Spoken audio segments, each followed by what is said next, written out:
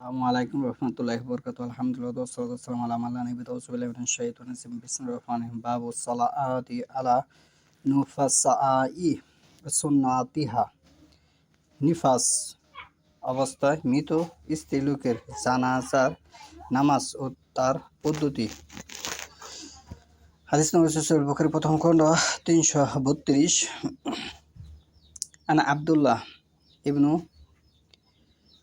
বুরাইদা আন সামুরা ইবনু জুনহুদুফ আন্না ইমরাআতান মাতাত ফি বাতনিন ফাসাল্লা আলাইহা নবী সাল্লাল্লাহু আলাইহি ওয়াসাল্লাম ফাকামা সাতাহা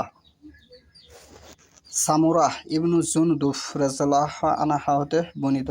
তিনি বলেন, একজন প্রসূতি মহিলা মারা গেলে নবী সাল্লাল্লাহু আলাইহি ওয়াসাল্লাম তার জানাজার সালাত আদায় করলেন। সালাতে তিনি মহিলার দেহের মাঝ বরাবর দাঁড়িয়েছিলেন। পুরুষ এবং মহিলার যে ইমামতি করবে, পুরুষ এবং মহিলা লোক যদি মারা যায়, ওই লোকের যদি কেউ ইমামতি করে, পুরুষের হচ্ছে মাথা বরাবর এবং মহিলা লোকের হচ্ছে মাঝ বরাবর সালাত দাঁড়িয়ে ইমামতি করতে হবে।